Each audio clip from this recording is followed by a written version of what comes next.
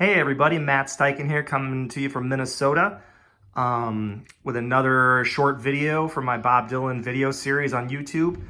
A little bit of a genre bender today. A lot of people have gotten back to me with feedback and said they've liked my episodes so far. And one of the things I've gotten from several people is they like my concert poster background. So I thought I'd take you on a little bit of a tour here of my poster collection here in my den. Most of my collection is stuck in boxes and on bookshelves and whatnot, but over the years, we've gotten some posters from a few shows that have been really special ones. First one here is Xcel Energy Center 2017. We took our 8-year-old to his first show, so that was really special. My wife and I have been seeing Bob Dylan together since we met in 2004, and in 2017, we got to take our son to this show. And Bob closed with Lucky Old Son, the only performance of 2017, and it was fantastic. Mavis Staples opened, and it was just a really good show, and we had good seats. Then there was this run of shows in 2014. Through the generosity of some people, we got to see all 3 shows, 3 nights in a row, and it was worth the price of admission just to see Long and Wasted Years and Stay With Me at the end of each of those shows. Those were some really good ones in 2014. And then this one's kind of a sore subject. My wife went to London without me in 2005 before we were married and went to all 5 shows at the Brixton Academy. And she got to see Rumble and she got to see the only live performance of $1 Million Bash. And all I got was this lousy poster. I don't mean to be ungrateful, but it's a sore subject for me, and it makes me kind of sad every single time I see this poster that I didn't just skip my college finals and just go to London with her and go see $1 Million Bash and see Bob 5 nights in a row. So that's that poster.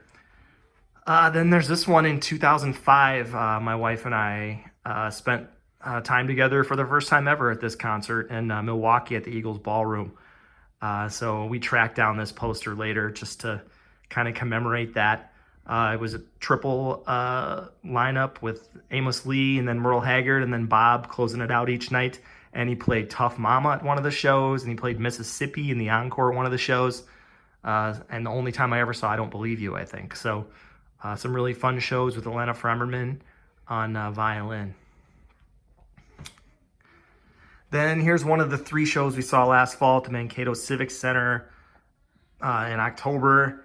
And I just thought the 2019 shows were really fantastic, as you can read in one of my other videos.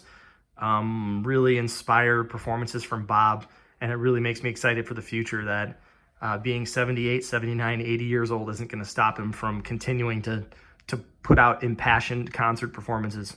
So really exciting, fun show, and we had good seats, and it was a great night for the band. So there's that show, Mankato Civic Center 2019. Then there's this poster from Americana Rama in 2013 at Midway Stadium in St. Paul. It was the first time we saw Richard Thompson on that tour, and we really like Richard Thompson after being introduced to him. And then My Morning Jacket would play after Richard Thompson, and then Wilco, and then Bob would come out at the end. And this was a really special show because this was the night that he played Susie Baby with Bobby V in attendance. Bob played a couple of shows with Bobby V on piano in the late 50s in Fargo. And so before Bobby V died, he was at that show, and Bob met up with him and played Susie Baby in his honor and even talked to the crowd a little bit. So that was a really cool memory. And then there's this guy. Apparently, this poster was only featured in the first edition of this poster series, the Apple Think Different posters. So after that, Bob's poster got taken out of the mix. So I guess this one's very hard to find and pretty rare and pretty valuable. And this was my wife's poster that I inherited when I inherited her half of our Bob Dylan collection. So that's a pretty cool one too. So that's it. Here's where I record my video casts for YouTube. And I'll be back to give you some more thoughts and opinions on Bob Dylan's music in the coming weeks. Have a good one, everybody.